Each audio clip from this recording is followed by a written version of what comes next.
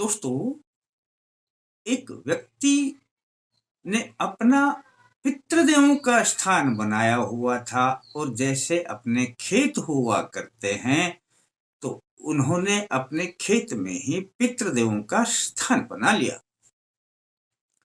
और दोस्तों, स्थान भी इतना आकर्षक था कि उसके ऊपर टीन की शेडिंग थी और उसमें इस प्रकार की अपनी फर्श बिछा रखी थी कि जिसमें वह बैठकर पूजा पाठ भी किया करता था।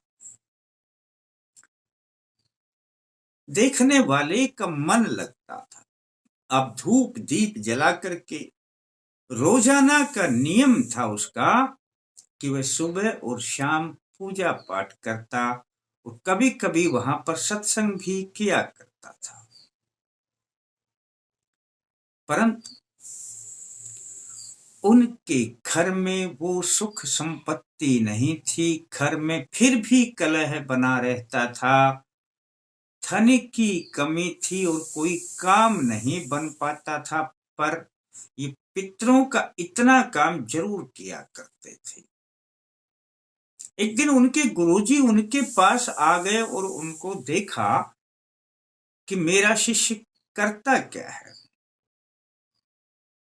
शिष्य ने कहा, गुरुजी मैं करता तो बहुत कुछ बढ़िया बढ़िया हूं, परंतु मेरे को कृपा नहीं आ रही है पितरों की। मैंने उनके स्थान पर बहुत अच्छी फर्श बिछा रखी है। यहाँ पर मैं दीपक जलाता हूँ, धूप बत्ती जलाता हूँ। ऊपर भी पक्षी इसे खराब ना करें, बैठ करके इस स्थान पर अपना बीट वगैरह ना करें, उसके लिए भी टीन की शेडिंग बनवाई हुई है मैंने। और फिर भी मुझ पर पितृदेवों की कृपा नहीं आ रही है। गुरुजी कहने लगे, ये सब करने की जरूरत क्या है? किसने कहा कि इस प्रकार का स्थान बना करके और इस प्रकार से पूजा करें? फिर पितरों की कृपा आएगी कैसे? दोस्तों, अक्सर आपने देखा होगा कि अपने स्थान पर जहां अपने खेत वगैरह हैं, पितृदेवों का स्थान बना दिया जाता है।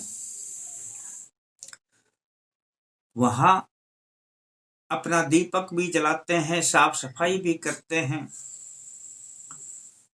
और नियम पूर्वक भी करते हैं, फिर भी पितरों की कृपा नहीं आती।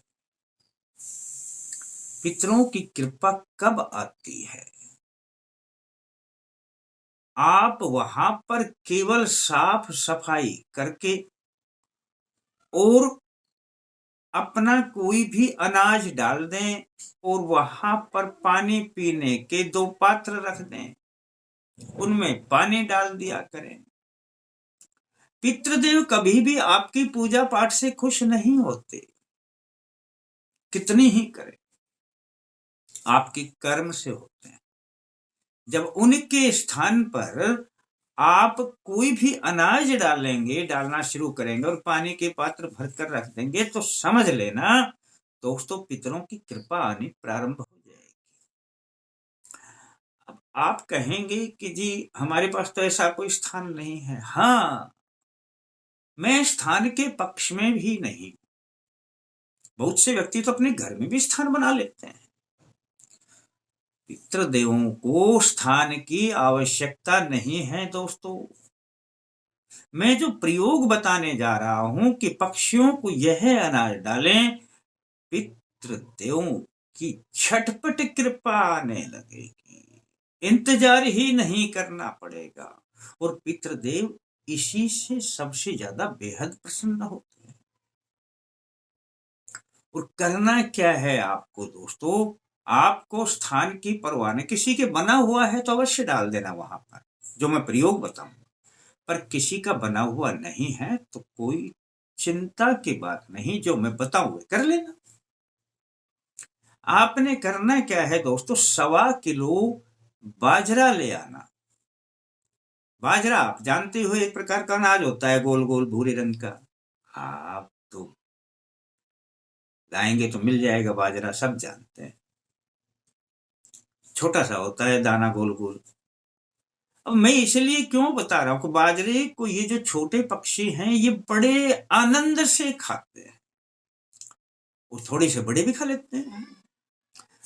जितना पक्षी आनंद से किसी चीज को खाएगा उतनी ही कृपा बराबर आएगी।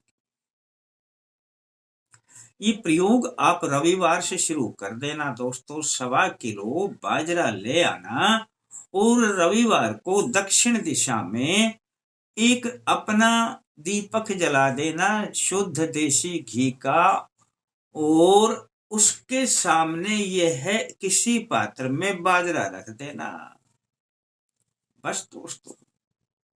और उसके सामने आप बैठ जाना, यानी आपका मुख दक्षिण में हो, आपके सामने बाजरा हो, उसके सामने दीपक हो दोस्तों। इतना सा कर लेना और पितृदेवों का ध्यान करके और ओम श्री पितृदेवाय नमः केवल 10 मिनट कर लेना, बस दोस्तों। 10 मिनट में बहुत कुछ मिल जाए। मैं प्रयोग बड़ा छोटा सा बताया करता हूं दोस्तों, पर कर लेना। पर करना किस अंदाज से है, बस ये सोच लेना। ओम श्री पितृदेवाय नमः। ओम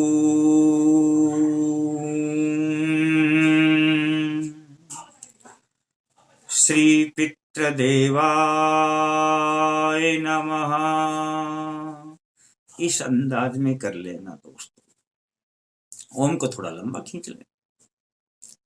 10 मिनट करने के बाद यह है जो अनाज किसी पात्र में डाला है दोस्तों, रखा है सामने, इसको दीपक के ऊपर से क्लॉकवाइज 3 बार घुमा लेना, पात्र को ही घुमा लेना। ओम श्री पितृदेवाय नमः एक बार बोले, ओम श्री पितृदेवाय नमः, ओम श्री पितृदेवाय नमः, और इस पात्र को रख देना। इस पात्र में से रोजाना थोड़ा थोड़ा बाजरा जहां पक्षी आते हैं वहां डाल दिया करें। फिर कुछ करने की जरूरत नहीं है। और स्थान बना रखा है तो वहां पर डाल देना अपना, नहीं बना रखा है जहां पक्षी आते हैं वहां डाल देना। थोड़ा थोड़ा रोज डाल दिया करें। खत्म हो जाए तो कभी फिर तैयार कर लें, जितने दिन चले उतने दिन चला लें। 1.25 किलो बाजरा जितने दिन डालेंगे ना दोस्तों,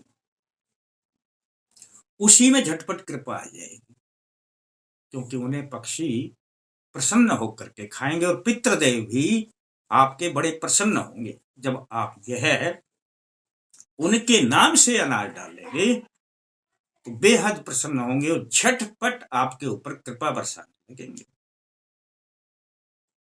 करना अच्छा लगता है दोस्तों तो किसी को बता देना, और थोड़ा अच्छा लगे तो लाइक करने के बारे में सोच लें। फिर मिलते हैं दोस्तों नए अंक के साथ, तब तक के लिए जय माता दी।